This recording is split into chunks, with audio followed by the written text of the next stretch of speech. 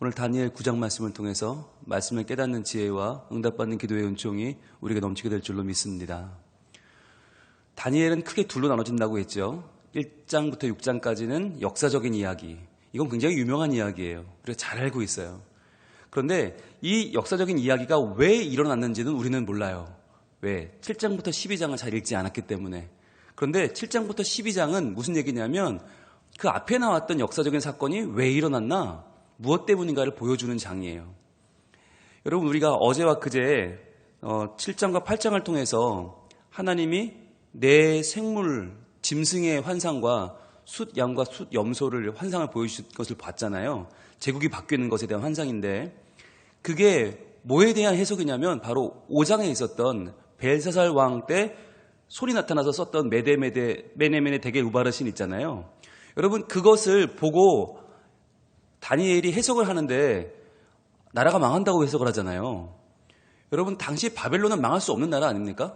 근데 어떻게 메네메네 데겔 우바르신, 아니 재어보고 부족하니까 나뉜다, 이걸 가지고 어떻게 하나님이 바벨론을 재어보니까 이거 너무 별거 없어서 메대와 바사에게 나눠주신답니다, 이 해석을 할 수가 없는 거잖아요. 도무지 그 당시로서는. 근데 그 해석을 한 이유가 뭐냐가 바로 7장과 8장인 거예요. 하나님이 바벨론을 끝내시고 메대와 바사를 일으키시고 그 다음에 헬라를 일으키시고 그 다음 로마 일어난 것까지 다 보여주셨기 때문에 그걸 본 다니엘은 담대하게 외칠 수 있었던 것이죠. 누구도 생각하지 못하던 이 바벨론의 멸망, 왕에게 왕이여 당신은 이제 망하고 나라는 끝납니다 라는 얘기를 어떻게 할 수 있나? 바로 벨사살 원년에 내 짐승 환상을 받고 벨사살 3년에 두 숫 양과 숫 염소 환상을 받기 때문에 그 얘기를 할 수 있었다는 것이 바로 7장과 8장의 이야기예요. 그렇게 봐야 5장과 맞아요. 그러면 오늘 9장의 이야기는 뭐냐면 바로 6장의 이야기의 이유예요. 6장은 가장 유명한 장 아닙니까? 다니엘이 모든 방해를 무릅쓰고 기도했다. 여러분, 근데 과연 6장 10절 한번 가볼게요. 가장 유명한 본문, 다니엘의 가장 알려진 6장 10절. 과연 이것이 왜 그렇게 됐는지를 우리는 이유를 몰라요. 6장 10절 한번 찾아 읽어보겠습니다. 시작. 다니엘이 이 조서에 왕의 도장이 찍힌 것을 알고도 자기 집에 돌아가서는 윗방에 올라가 예루살렘으로 향한 창문을 열고 전에 하던 대로 하루 3번씩 무릎을 꿇고 기도하며 그의 하나님께 감사하였더라. 자, 이 유명한 본문을 우리는 잘 알지만 뭘 모르냐? 여기서 뭘 기도했는지를 몰라요. 그리고 왜 이렇게 열심히 기도했는지를 몰라요. 그냥 습관이었겠지. 그냥 다니엘은 원래 기도하던 사람이었을 거야 라고 생각하는 거예요. 근데 그렇지 않다는 거예요. 오늘 9장은 뭐냐면 바로 이렇게 이 다리오 왕 시대에 다니엘이 왕의 조서에 도장에 찍힌 걸 알고도 기도할 수밖에 없었던 이유, 바로 그가 그렇게 열심히 기도했던 내용이 뭐냐, 왜 그렇게 열심히 기도했냐, 그게 오늘 9장에 밝혀져 나오는 거예요. 그래서 이 1장부터 6장과 7장부터 12장은 서로 짝을 이루고 있다. 그 뒤에 있는 환상에 대한 이야기를 바로 알아야 우리가 앞에 나오는 역사적 이야기를 이해할 수 있는 거예요. 만약에 이게 짝을 안 맞추면 늘 하듯이 앞에 1장부터 6장까지만 열심히 읽고 다니엘 다 읽었다라고 끝내면 뭐가 되냐면 이게 위인전이 돼버려요. 왜 그랬는지를 모르는 거예요. 무엇을 근거로 그렇게 말하고 그렇게 행동했는지를 모르는 거예요. 6장까지만 읽으면 다니엘은 열심히 기도했대, 원래 그랬나 봐, 넘어가고 끝이거든요. 그런데 9장을 가야 아하, 다니엘이 왜 그랬구나를 알 수 있는 거예요. 그래서 오늘은 우리는 다니엘이 그렇게 열심히 기도한 이유에 대해서 오늘 분명히 알게 될 것이고, 또 우리도 아니까 다니엘처럼 기도할 수 있는 사람이 되겠죠. 우리 기대와 소망을 가지고 한번 시작해 봅니다. 9장 1절입니다. 메대 족속 아하수에로의 아들 다리오가 갈대아 왕으로 세움을 받던 첫 해, 그랬어요. 자, 그러니까 이 해가 언제예요? 바로 벨사살 왕이 죽고 다니엘이 섬기던 나라 바벨론이 망했을 때죠. 망하고 나서 다리오가 갈대아 나라의 왕으로, 즉 바벨론의 새 왕으로 세움을 받던 바로 그 해입니다. 여러분, 근데 여기서 볼 때 아하수에로라는 말이 나오잖아요. 다리오란 말이 나오고, 그러면은 아하수에로는 우리가 에스더에서 봤잖아요. 에스더의 남편이 아하수에로 왕이었잖아요. 바사 제국의 왕. 근데 여기서 그럼 그 사람의 아들이 다리오인가? 이게 안 맞아요. 연대가 안 맞아요. 여러분, 여기서 중요한 게 뭐냐면 아하수에로라는 말을 이해하려면 바로라는 말을 이해해야 돼요. 여러분, 바로왕, 이집트의 바로왕은 누구를 가리키는 말입니까? 특정인을 가리키는 말이 아니에요. 이집트의 모든 왕은 다 바로예요. 바로인데 그 중에 누구 이렇게, 그 중에 람세스 이렇게 말하는 것이지, 여러분 이집트의 왕은 무조건 다 바로고, 그러면 블레셋의 왕은 다 누구예요? 아비멜렉이에요. 그러니까 아비멜렉은 특정한 사람이 아니에요. 모든 블레셋 왕들을 다 아비멜렉이라고 불러요. 이걸 모르면 구약이 다 옹통 헷갈리거든요. 근데 아하수에로는 누구냐? 메데 바사, 특별히 바사 제국의 왕들을 아하수에로라고 불렀어요. 그러니까 여기 나오는 아하수에로는 특정인이 아닌 것이죠. 바사 제국 쪽에 피가 섞인, 메데 바사는 뭐 두 나라 거의 같은 나라인데 그 중에 바사 쪽의 왕은 아하수에로고, 그럼 다리오는 누구냐? 왜 다리오가 고레스인데 고레스를 왜 다리오라고 부르냐? 다리오는 메데 나라의 왕의 호칭이에요. 그러니까 메데 나라의 왕은 다 다리오인 거예요. 그 다리오 중에서 지금 바벨론을 무너뜨린 이 다리오는 고레스인 것이죠. 그러니까 여러분 우리가 성경을 읽을 때 이걸 모르면 계속 헷갈려요. 이 사람이 그 사람 같고 그 사람이 이 사람 같아요. 여기 나오는 아하수에로는 에스더 시대의 아하수에로와는 관계가 없다. 예, 그거를 분명히 아시고, 자, 그럼 보겠습니다. 그 아하수에로의 아들 다리오가 갈대아 나라 왕으로 세움받던 첫 해, 고레스가 왕이 되던 바로 그 해죠.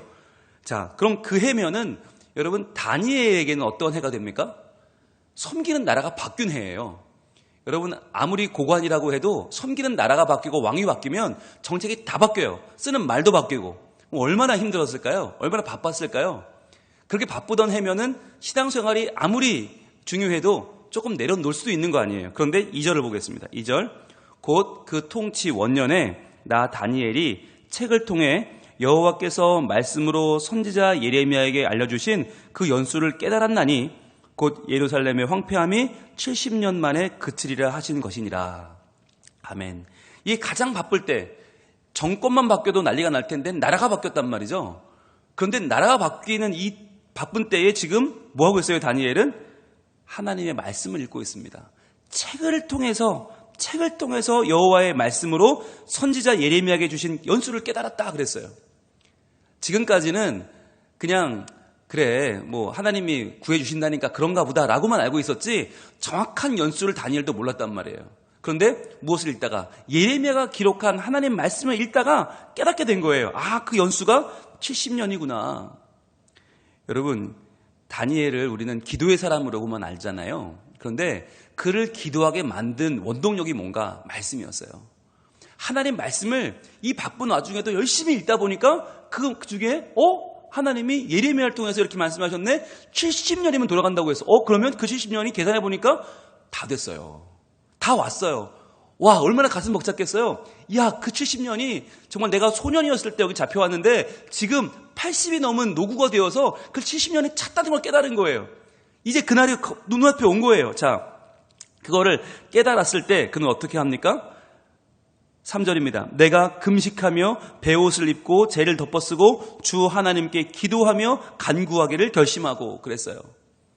노란색으로 표시해 보세요. 금식하며 기도하며 간구하기를. 이게 이 당시에 가장 경건한 사람들이 하던 일인데 금식하며 기도하며 간구하는 거.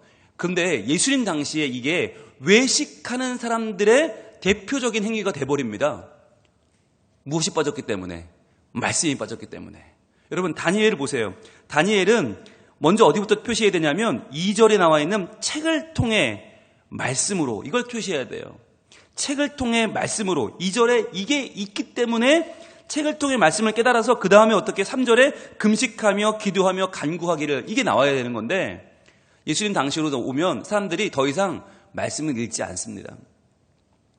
말씀을 읽지 않아요. 그러면서 기도와 금식과 간구만 강조하다 보니까 사람들이 겉모습만 추레하게 하고 머리도 빗지 않고 그냥 부석부석하게 다니면서 나는 금식하는 사람입니다. 나는 기도하는 사람입니다. 그러고 나면 사람들이 존경을 받았단 말이에요. 그게 경건한 사람들의 표시인 것처럼.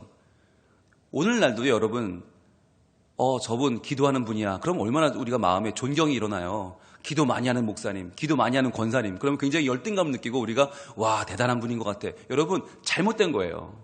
그보다 먼저 뭐가 있어야 되느냐? 말씀이 있어야 돼요.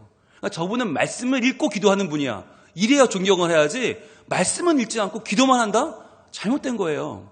집안에 기도의 재단을 쌓고 저분은 기도 열심히 해. 기도 하루 종일 기도만 해. 여러분 잘못된 확률이 매우 높아요. 다니엘은 기도만 했던 기도의 사람이 아니다. 정확하게 말씀을 읽고 그 말씀 때문에 금식하고 기도하며 간구하기를 결심한 거예요. 왜? 하나님의 때가 다 왔기 때문에.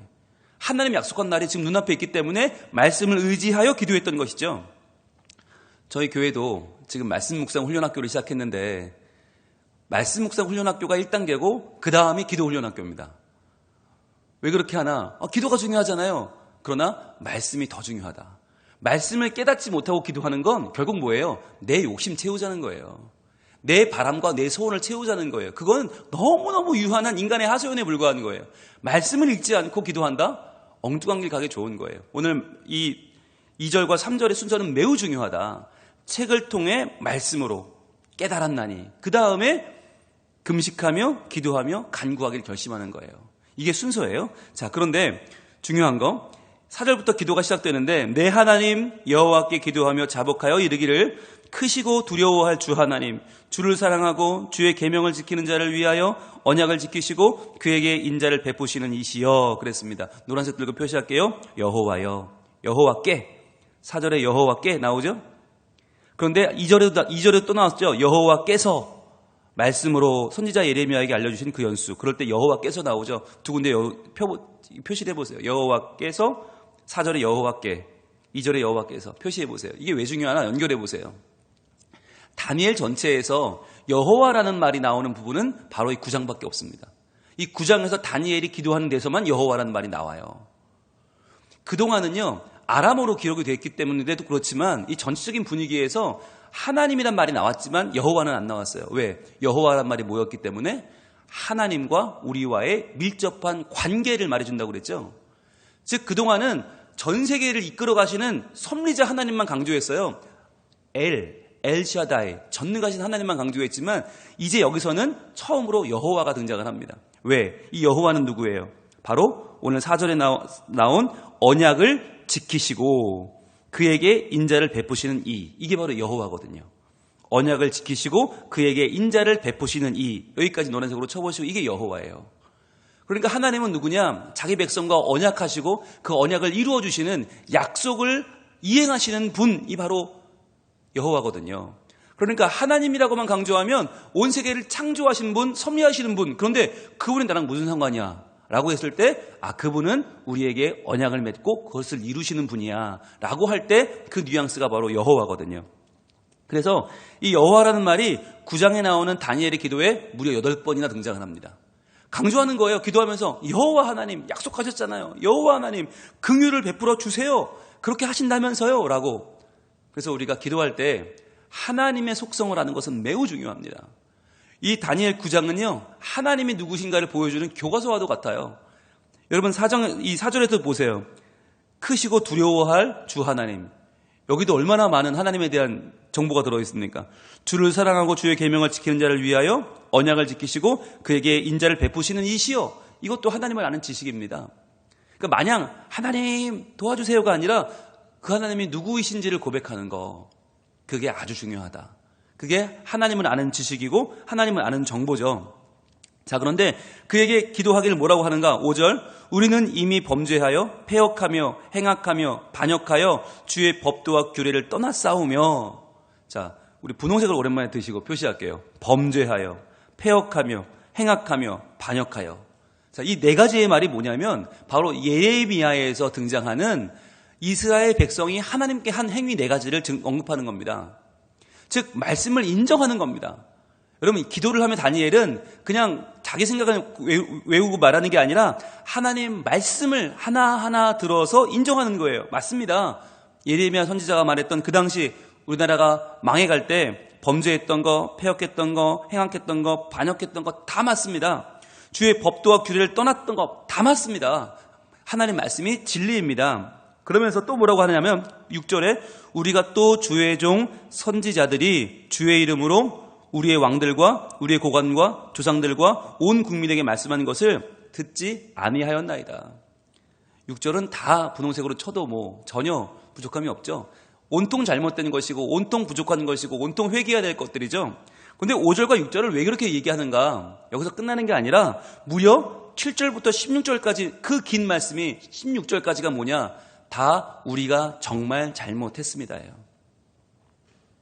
그런데 여기서 말하는 이 잘못을 회개하는 것은 단순한 회개가 아니라 무엇을 인정하는 거냐? 하나님 말씀에 기록된 것이 진리라는 거 인정하는 거예요. 하나님 말씀이 다 맞습니다. 우리 정말 이렇게 살았습니다. 복종하지 않았고 순종하지 않았고 반역했고 우리 멋대로 행했습니다. 맞습니다. 하나님 말씀은 진리입니다. 자, 그런데 그것을 왜 인정하는가? 왜 인정해야만 하는가? 17절로 갑니다. 그러하온즉, 이게 중요해요. 노란색 들고 표시해 보세요. 그러하온즉, 이게 무슨 말이냐면 하나님이 말씀하신 모든 우리의 잘못 다 말씀대로 진리입니다. 그러니 이제 하나님도 하나님 말씀하신 것을 좀 꼭 지켜주세요라고 하는 거예요. 우리도 우리 잘못을 인정했으니까, 하나님 말씀을 진리로 인정했으니까 하나님의 그 다음 말씀, 약속도 이루어 주시는 게 맞지 않습니까? 라는 거예요. 그러하온즉 우리 하나님이여 지금 주의 종의 기도와 간구를 들으시고 주를 위하여 주의 얼굴빛을 주의 황폐한 성소에 비추시옵소서. 자, 주의 종의 기도와 간구를 들으시고, 즉 하나님의 말씀하신 모든 죄악은 다 맞으니까, 그런데 그 죄악을 해결할 길은 하나님의 그 길밖에 없지 않습니까? 그러니까 주의 얼굴빛을 주의 황폐한 성소에 지금 비추시옵소서. 자, 주의 종 동그라미 해보시고요. 주를 위하여 동그라미 해보시고요. 주의 얼굴빛 동그라미 해보시고요. 주의 황폐한 성소 동그라미 해보세요. 주 강조하죠. 왜일까요? 하나님께서 말씀해 주셨기 때문이에요. 70년이면 돌아온다고. 그러니까 하나님의 말씀이지 않습니까? 그 70년이 다 되지 않았습니까? 하나님의 말씀을 이루어 주옵소서 강조하는 거죠. 근데 무엇을 위해서? 주를 위하여. 이게 제일 중요한 거예요. 주를 위하여. 이건 우리를 위한 게 아닙니다. 하나님. 우리가 뭐가 좀 잘났고 잘해서가 아니고 우린 잘못한 것밖에 없지만 하나님이 70년이면 돌아온다 하셨으니까 하나님의 말씀의 신실하심을 위하여 이 약속은 지켜주셔야만 합니다. 라고 강조하는 거예요. 여러분, 이게 기도를 제대로 하는 법이에요. 하나님 저 아프니까 도와주세요가 아니고, 하나님 저 억울하니까 풀어주세요가 아니고, 하나님이 이렇게 말씀하지 않았습니까? 그 말씀을 좀 이루어 주십시오. 이게 기도인 거예요. 하나님의 신실하심에 기대는 기도, 하나님의 영광을 위해서, 그 이름의 영광 돌리기 위해서 하신 말씀은 이루어 주신 게 맞잖아요. 그러니까 하나님 좀 도와주세요. 이게 기도예요. 말씀에 기초한 기도고, 이게 말씀으로 드리는 기도인 거예요. 하나님 이거 약속 안 지키시면 온 백성이 다 하나님 약속 안 지킨다고 그럴걸요? 하나님 말씀 안 들을걸요? 하나님 말씀 안 믿을걸요? 그럼 안 되잖아요. 그러니까 하나님 좀 도와주세요. 그러니까 좀 이루어주세요라고 하는 거죠. 주를 위하여 주의 얼굴빛을 주의 황폐한 성소에 비추시옵소서. 자, 18절 나의 하나님이여 귀를 기울여 들으시며 눈을 떠서 우리의 황폐한 상황과 주의 이름으로 일컫는 성을 보옵소서. 우리가 주 앞에 간구하옵는 것은 우리의 공의를 의지하는 것이 아니요 주의 큰 긍휼을 의지하여 하매니이다. 노란색 드시고 표시합니다. 나의 하나님이요. 여러분, 기도하면서 이건 굉장히 중요한 거예요. 하나님은 누구냐? 나의 하나님이다. 지금 내가 어디 있어요? 지금 나는 바벨론이 망하고 새로운 나라가 시작되는 곳에 있어요. 나는 지금 역사의 소용돌이 한가운데 있어요. 내가 당장 어떻게 될지 아무도 몰라요. 여러분, 이 기도하고 어떻게 해요? 이 기도하고 지금 잡혀갔어요. 이 기도하고 지금 사자굴에 끌려 들어갔어요. 지금 한치 앞을 몰라요. 그런데도 다니엘은 나의 하나님이여 라고 고백해요. 왜? 약속을 믿기 때문에. 이 하나님은 나의 불안함을 초월하여 70년이면 나라가 돌아온다고 하신 그 하나님이기 때문에 말씀을 신뢰하는 거예요. 하나님, 내가 지금 이 기도했다가 정적들이 나를 끌어내서 왕이 나를 사자굴에 던질지도 모르지만, 그렇게 죽으면 그만이지만, 하나님, 그러나 나의 하나님이여 약속은 이루어 주시는 것이 맞지 않습니까? 지금 눈앞에 와 있는 민족의 해방을 보고 다니엘은 견딜 수가 없는 거예요. 하나님 말씀이 다 이루어지는 코앞에 왔는데 그냥 두고 보고 볼 수만 없는 거예요. 하나님 이것을 이루어 주옵소서라고 기도하는 거죠. 여러분, 이게 신앙인의 자세입니다. 어찌 보면 하나님 말씀이 약속했으면 그냥 있으면 되잖아요. 있어도 이루어질 거 아니에요. 하나님이 하실 거 아니에요. 그러나 그것이 이루어지기 위해서 말씀을 깨달은 자가 먼저 금식하며 기도하며 간구하는 거예요. 여러분, 이게 하나님의 뜻이 이루어지는 아름다운 시너지입니다. 이것을 뭐라고 표현하는가? 부르심과 응답이라고 말해요. 하나님의 부르심, 말씀의 부르심에 우리가 응답하여 기도하는 거예요. 여러분, 이 부르심과 응답이 만날 때 하나님의 나라가 열리는 거예요. 예수님이 이 땅에 오셨습니다. 오셨으면 천국이 이미 시작된 거 아닙니까? 끝난 거 아닙니까? 그런데 왜 뭐라고 하세요? 회개하라, 천국이 가까이 왔느니라. 내가 천국인데 왔으면 끝이지 왜 회개하라고 그래요? 그게 응답이에요. 천국으로 오신 예수님의 부르심 앞에 우리가 회개함으로 나아가야 그 나라가 열리는 거란 말이에요. 그래서 모두가 구원을 받았지만 믿는 자가 하나님의 영생을 누리는 거예요. 믿고 응답하는 자가 하나님 백성 되는 거예요. 그래서 여러분, 우리가 기도가 중요한 거예요. 말씀만 중요한 게 아니라 말씀은 하나님의 부르심이지만 그 말씀에 아멘으로 응답하며 깨닫고 기도하며 금식하며 간구하는 자에게 하나님이 은혜를 주시는 거예요. 그게 바로 부르심과 응답이에요. 그래서 다니엘은 가만히 있어도 하나님의 일은 되겠죠. 역사는 일어나겠죠. 그러나 말씀을 깨달은 자로서 가만히 있을 수가 없는 거죠. 그러니까 자기 지위를 걸고 목숨을 걸고 기도할 수밖에 없는 거죠. 하나님, 약속하신 말씀이 속히 이루어지게 하옵소서, 반드시 이루어지게 하옵소서, 도와주옵소서, 간절한 마음으로 이 성을 보시고 주의 이름으로 일컫는 이 성에 하나님이 함께 하옵소서라고 기도하는 거죠. 그러면서 분명히 뭐라고 해요? 우리의 간구하는 것은 우리의 공의를 의지하는 것이 아닙니다. 우리는 나아진 게 없습니다. 우리가 더 공의롭게 되어서가 아니라 뭘 의지해요? 주의 큰 긍휼을 의지하여 함이니이다. 약속하신 하나님의 긍휼, 말씀 속에 담겨있는 하나님의 긍휼이 유일한 해결책 아닙니까? 그래서 기도하는 거니까 하나님 도와주세요. 여러분, 19절은요 너무너무 귀중해요. 노란색으로 다 쳐도 돼요. 주여 들으소서, 주여 용서하소서, 주여 귀를 기울이고 행하소서, 지체하지 마옵소서. 이게 뭡니까? 주여 삼창입니다. 누가 주여 삼창의 성경적인 근거가 뭐냐? 그럼 저는 이 말씀을 댈 겁니다. 봐라, 주여 주여 주여.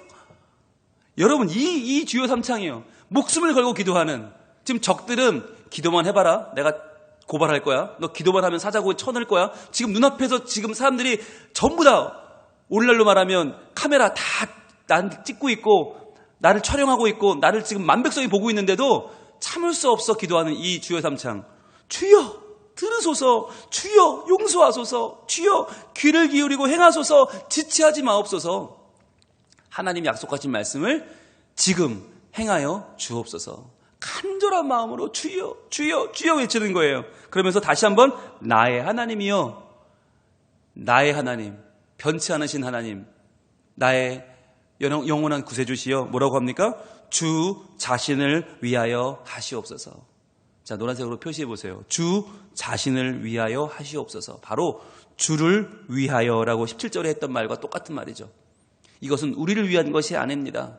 주 자신을 위하여, 하나님의 영광을 위하여 이 일을 하시기를 원합니다.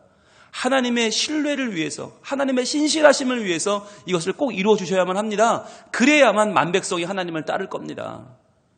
하신 말씀을 이루지 않아야 하시면 누가 하나님을 신뢰하겠습니까? 그러니까 해주세요 라고 하는, 하나님을 전적으로 신뢰하는 기도를 드렸던 것이죠. 그러면서 이는 주의 성과 주의 백성이 주의 이름으로 일컫는 바 되매니이다. 이 성도, 이 백성도 주님의 이름으로 일컫는 하나님의 백성입니다. 그러니까 하나님의 영광을 위하여 이 성도 살려주시고 이 백성도 살려주시옵소서. 여러분, 이 주여 삼창을 외치고 다니엘은 장렬히 끌려갑니다. 어디로? 사자굴로. 그래서 이 안타까운 기도, 70년이 끝나고 민족이 돌아갈 때가 되었는데 아직 기미가 보이지 않을 때 말씀을 깨달은 자로서 다니엘은 손을 들고 기도하지 않을 수 없었던 거죠. 문을 열고 예루살렘을 향해서 누가 보든 말든 죽든 말든 이 기도를 외치지 않을 수가 없었던 것이죠. 그랬을 때, 하나님의 뜻대로 기도했을 때 하나님 어떻게 하셨어요? 사자굴에서 그를 건져주셨죠. 사자들의 입을 막으시고 다니엘을 꺼내주신 이유가 뭐냐? 단순히 다니엘이 습관적으로 기도했기 때문이 아니라 바로 이 말씀을 의뢰하고 하나님 말씀을 신뢰하고 70년 다 됐습니다. 하나님의 백성 아닙니까? 하나님의 이름의 신실하심을 위해서 하셔야 되지 않습니까? 라고 하는 이 간절한 기도에 하나님은 사자의 입을 막으시고 그를 건져주시는 것으로 응답해 주셨던 것이죠. 그리고 그에게 또 이스라엘 백성들에게 이 소문이 퍼져나갔을 것 아닙니까? 아, 그래, 정말 하나님은 우리를 구하실 것이구나. 70년 예레미야가 선언했던 그때는 하나님 말씀은 반드시 이루어지겠구나 라고 하는 확신을 주었던 것이죠. 오늘날 이 확신은 사라지고 이 말씀은 사라지고 사자굴만 남았어요. 그리고 우린 때를 쓰죠. 하나님 사자굴에서도 건져줬잖아요. 나도 건져주세요. 그리고 우리는 때를 씁니다. 이 상황 가운데 나를 건져달라고. 여러분, 때를 쓰는 것이 중요한 게 아니라 더 중요한 건 하나님의 말씀을 품는 것입니다. 하나님 말씀이 이루어지기를 구하는 것입니다. 그럴 때에 하나님의 역사가 일어나는 것이지 무조건 억지 쓰고 때를 쓰는 것이 기도의 다가 아닙니다. 먼저 하나님 말씀을 신뢰합시다. 그리고 이 성이 주의 성이 되어야 되고요. 우리가 하나님 주의 백성이 되어야 되는 거예요. 주의 이름으로 일컫는 주의 백성이 아닌데 하나님의 도움을 구할 수가 없잖아요. 하나님, 주의 백성이 주의 이름으로 일컫는 바 되었고 주의 성도 주의 이름을 일컫는 주의 성이 되었사오니 주 자신을 위하여 하시옵소서. 나의 하나님이여 지체하지 마시고 주 자신을 위하여 하나님의 영광을 위하여 일을 행하여 주옵소서라고 우리도 기도할 수 있기를 원합니다. 말씀을 붙잡고 그 말씀의 주인이신 하나님이 신실하게 행하실 것을 기대하며 나아갑시다. 하나님 반드시 우리 삶 가운데 이루실 것이고 행하실 것이고 도우실 줄 믿습니다. 기도하겠습니다. 하나님, 우리는 다니엘이 무슨 기도를 하다가 사자굴까지 갔는지 모른 채 그냥 사자굴만 기억하고 그것만 하나님께 때를 씁니다. 그러나 과연 그 기도가 얼마나 말씀에 기초한 기도였는지, 그것이 얼마나 하나님을 신뢰하는 기도였는지, 그래서 자신의 목숨을 걸고라도 금식하며 기도하며 간구할 수밖에 없었는지 오늘 우리는 다니엘 9장을 통해 다시 한번 깨닫게 되었습니다. 하나님, 하나님의 말씀에 의지하여 기도하는 저희들이 되게 하여 주시옵소서. 내 사정만 아뢰고 내 고집만, 내 야망만을 이루기 위하여 하나님까지 이용하는 기도가 아니라 하나님의 하신 말씀을 이루어 주시기 위한 간절한 기도, 하나님의 영광을 위한 기도, 하나님의 신실하심을 이루기 위한 기도가 되어 주님, 우리가 정말 하나님의 뜻을 이루는 귀한 일에 쓰임받게 하여 주시고 우리의 기도가 주의 말씀에 응답하는 것이 되어 부르심과 응답, 말씀과 기도가 우리 삶 가운데 온전히 조화를 이루는 복된 삶이 되게 하여 주시옵소서.